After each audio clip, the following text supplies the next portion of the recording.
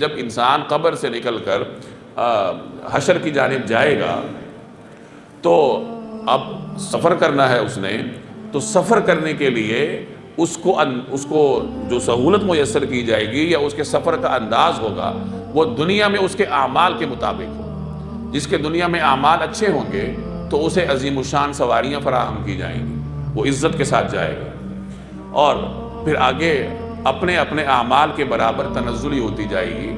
کچھ لوگ پیدل جائیں گے، کچھ لوگ گھسڑتے ہوئے جائیں گے، کچھ لوگوں کے بارے میں فرمایا کہ وہ سر کے بل چل کر جائیں گے۔ اب جب صحابہ نے یہ سنا تو وہ حیران ہوئے کہ سر کے بل کوئی کیسے جائے گا۔ روایت میں یہ بھی فرمایا گیا کہ وہ سر کے بل چل کر جائیں گے اور راستے میں آنے والی رکاوٹوں کو بھی سر کے ذریعے دور کریں گے۔ انسان جب دنیا میں سفر کرتا ہے تو پاؤں کے ذریعے جاتا ہے، راستے میں رکاوٹ آتی ہے پاؤں سے ہٹاتا ہے، پاؤں سے نہ ہٹا سکے ہاتھ سے ہٹاتا ہے۔ سر کو وہ عزت کی علامت سمجھتا ہے، سر کے ذریعے وہ کبھی بھی کوئی رکاوٹ نہیں ہٹاتا۔ عزت کی بھی علامت ہے، نازک بھی ہے، اس کو وہ بچا کے رکھتا ہے۔ تو قیامت والے دن جو آدمی دنیا میں بغاوت کرتا رہا، اس سر کو اللہ کے آگے نہ جھکا سکا، تو اس کے بارے میں فرمایا گیا کہ وہ سر کے بل چل کر میدان حشر تک جائیں گے، اور راستے میں جو اونچ نیچ آئے گی، جو رکاوٹیں آئیں گی، ان کو سر کے مدد سے دور کرنا پڑے گا۔ تو صحابہ نے عرض کیا کہ یا رسول اللہ، سر کے بل کوئی کیسے چلے گا؟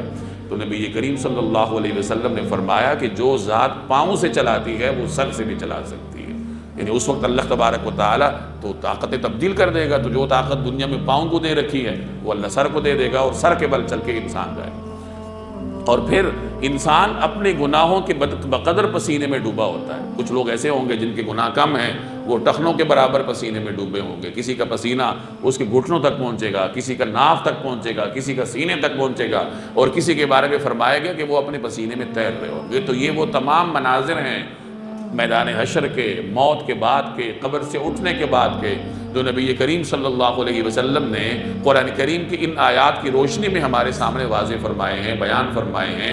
اللہ نے بھی بیان کیے، اللہ کے حبیب نے بھی بیان کیے، اور ان کے بیان کا مقصد یہ ہے کہ انسان ہوش میں آ جائے، وہ اس دنیا کی حقیقت کو سمجھ لے، وہ سمجھ جائے کہ شیطان میرا دشمن ہے، اپنے نفع اور نقصان کو پہچان لے۔